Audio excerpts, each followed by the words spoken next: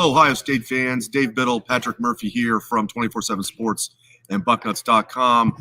After a very interesting press conference with Ohio State Athletic Director Gene Smith, he spoke with us for nearly an hour. I mean, I don't even know where to begin. I guess let's begin, Patrick, with his thoughts on name, image, and likeness. Yeah. I asked him his general thoughts on it, and if he thinks specifically that there should be regulations regarding name, image, and likeness. Right now, it's kind of the Wild West, and he said, yes, he does think there should be regulations. And he made an interesting comment. I didn't see this coming. He said he absolutely thinks there should be some type of regulations. He agrees it's the Wild West, but he says he doesn't think the regulation should come from the NCAA. He thinks there should be federal regulations. This should come from Congress. I found that very interesting, but bottom line is he thinks there should be regulations, and we've got to get out of – I know it's brand new still, kind of. I don't know, brand new. It's still new. We're still trying to figure out our way, but clearly he's got a lot of power. And he's a guy that thinks there should be some regulations. I have to think that's going to be coming down the pike at some point. Yeah, I mean, the whole situation, I mean, we've seen it over the last year plus. He was asked specifically about recruiting and Ohio State kind of being behind the eight ball in terms of the way that it was used.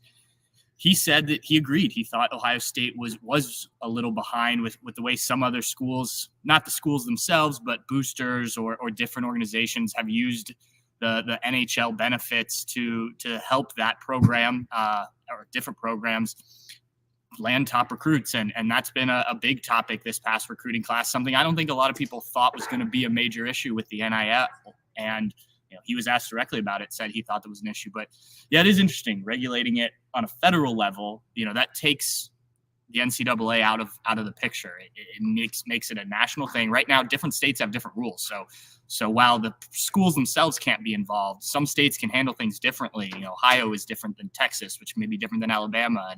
And so that's where I think the federal level, from his perspective, really comes into play and tries to even the playing field for everybody in terms of what you can do, what you can't do.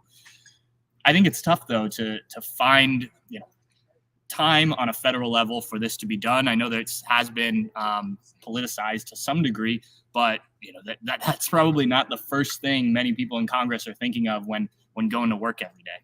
It's like Ukraine, Russia, and then NIL. Like, come on, guys, get your priorities going. Let's get with the NIL stuff. Right. Forget about this Ukraine, Russia stuff. I mean, to be clear, Gene Smith is a fan of NIL. He's glad that they have NIL. He just thinks it should be regulated. And he said he was talking about some of the football players that he's happy for that are on full ride, like Travion Henderson. But he seemed really happy about some of the, non-revenue sports that there are some athletes here at Ohio State that may be getting 30% scholarships that now are making all this money on YouTube and TikTok, and they can more than pay for their tuition. They might be making up to $200,000 a year on YouTube and TikTok. So that stuff is really cool.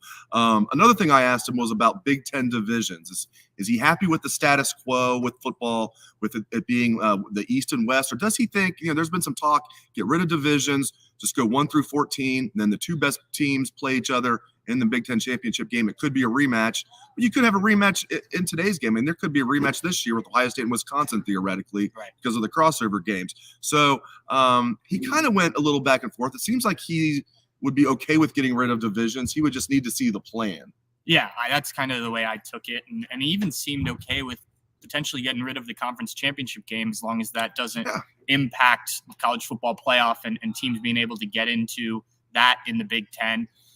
The division thing's interesting because at one point that was the thing, right? You needed divisions because if you wanted a conference championship, and that was how you were going to be able to get into the playoff. And now the Big 12 doesn't do it, and they've still had teams make the college football playoff. There's talks about whether you should play 8 or 9 games, and not having a conference championship game, not having divisions might make that a little bit easier. So there's been conversations among the Big Ten athletic directors in terms of what to do. And there isn't any talk about reshuffling of divisions. It's either do we keep divisions or do we get rid of them? And that's been a conversation among athletic directors, and something that I think they'll continue to talk about here in the near future.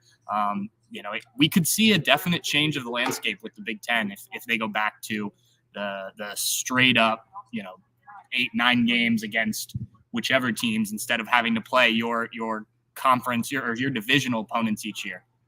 By the way, like we're going to have the full 1 hour. In fact, it's already on YouTube. You can get on our YouTube page, our Bucknuts 247 YouTube page. The full hour of Gene Smith's press conference is on there. So make sure after you watch us, of course, that you watch the Gene Smith press conference. We'll also post that to Bucknuts, but Patrick has already posted that 2 hour YouTube page.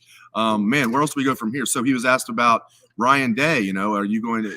Or have there been talks about a contract extension? And he said, no, but I loved his candor today. I love Gene Smith's candor today. Yeah, he said, no, we haven't talked about it. But he basically said, we've got a tight relationship. You know, it's coming. He basically said, yeah, it's coming. That'll get done. He's not worried about it. Like, he knows Day is happy. He makes it clear that he's thrilled about Ryan Day. So if you're wondering, you know, Ryan Day still has a few years left on his contract, but that will get done. They will take care of Ryan Day, and Ryan Day is very happy. He and his family are very happy here in Columbus. For everything Patrick and I have heard, Ryan's son, RJ, during ninth grade. And from everything that I've heard, I think heard the same thing. There is no way Ryan Day is going to move before RJ is done with high school here in Columbus. He's a really good quarterback. Imagine that. Imagine Ryan Day's son being good at quarterback, right? And he's just going to be entering ninth grade next year. And really good at baseball, too. So from what I'm hearing, Ryan Day is not, you know, has no interest in going anywhere. So don't worry about that. Same thing with Chris Holtman. Asked him about Chris Holtman, and he said the same thing. Chris Holtman has 3 years after this one, but Gene Smith is thrilled with the job Chris Holtman's doing with the basketball program. So he said that's another contract extension that he feels like will get done. Yeah. Trainer, and obviously with what he's done. Yes, coming off here where you didn't make the college football playoff, you did not beat Michigan, but he's had them in the national championship or the college football playoff. He's been to a national championship game. So he's clearly set up for success at Ohio State. There were obviously the rumors about NFL and the Chicago Bears and things like that. Gene Smith said those were just rumors. And as Dave pointed out, Ryan Day is very happy here at Ohio State. I think it's interesting in that talk. You look at the top paid coaches in college football versus the top paid coaches in the NFL. I mean, there are some coaches making more than the 7 whatever Ryan Day is making right now in the NFL, but there aren't many. I mean, we're talking Bill Belichick, you know, some of the best names, the guys that have proven it at that level. Because the job's harder. Yeah. You don't have to recruit in the NFL. Yeah. And so he's able to make – he's not even the highest paid. He's, I think, 3rd in the Big Ten right now, which is why this has come up, because coaches like Mel Tucker and James Franklin have gotten raises. And that created the conversation about, all right, well, if you want to keep Ryan Day happy, you need to give him a new deal. Gene Smith is not worried that they're going to lose him because of that type of thing. They're not worried about losing him to the NFL. Obviously, you've seen the NFL positions fill up.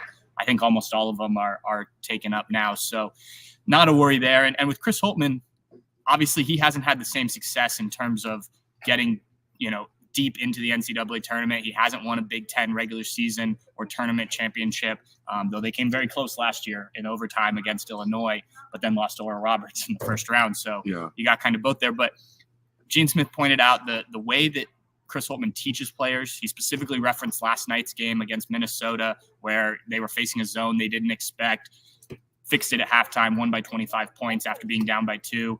He also talked about the fact that Chris Holtman's recruiting at a pretty high level right now, and you're going to start to see that with the Buckeyes' next class. Even the freshmen that came in, Malachi Branham obviously being the most obvious example, but Michi Johnson, some of the guys that they're young on this team right now, the recruiting is really starting to pick up for Ohio State after a few years, and those are the 2 things he really pointed to and why he believes in Chris Holtman and why another deal did get done. Ohio State's outstanding softball team is getting ready to practice here, so I feel like we need to wrap this up pretty soon before I feel like we're invading their space here. Anything else you want to say before we wrap up, Patrick? Well, I think one of the big things that kind of took off on social media, if you were on there while we were at the press conference, was Gene Smith saying that he thinks if the college football playoff does expand, which he believes it will, he's specifically said 12 teams, that if it does expand and they do decide to do home games for the early rounds, he doesn't believe the northern teams should play at their home stadiums. He would be in favor of, and this is just his opinion, this isn't a fact, and this is an alternative. It doesn't have to be, but he suggested for Big Ten teams playing in Indianapolis, playing what did he keep calling Lucas Oil Stadium? He kept calling it the Hoosier Dome. Hoosier Dome, which does not exist anymore. And Tim May, the veteran that he is, pointed out that is no longer the name of the stadium there. But they blew that place up a long time ago. Right. He thinks from a competitive standpoint that playing at Ohio Stadium, but I think even more so a place like Madison, Wisconsin, where it's even colder in December, could be a detriment to the play on the field. Obviously the hard fields. Now, we were just talking with another writer in there. Obviously they do this in the NFL, right? You just saw Green Bay. You saw in Cincinnati, they're playing games in December. January with no trouble. Right. So I think you'd have to winterize these stadiums if you're going to do this. I believe that the home field advantage is a bigger deal than having to play in the cold for me. It'd be like playing in the Super Bowl and being on your home field, Right. Yeah. What would that be like? Still bitter about that. Yes, but I'm not. But he's not. Rams fan here, Bengal fan here. But it is interesting, and for Gene Smith to come out and say that, I saw a lot of people on social media who did not understand why. I think Ohio State, you could get used to. You could get it right. They're changing the turf this offseason. You could heat that field. You could have it here, and December tends to be fairly mild anyway. But I do think you go up to Michigan. We drove home from Ann Arbor this past year in a blizzard that was miserable. That could be a factor. But I also think that's advantage to the teams that play in that. There was no problem end of November. Even last year, with the way the season was pushed back, there were some games that went into December. I disagree with Gene Smith a little bit on that, but he did put that out there. So it'll be interesting to see kind of what reception that gets if and when the college football playoff expands and they want to do home games. I think we've intruded on the Ohio State softball team long enough here. Thank you very much for joining us.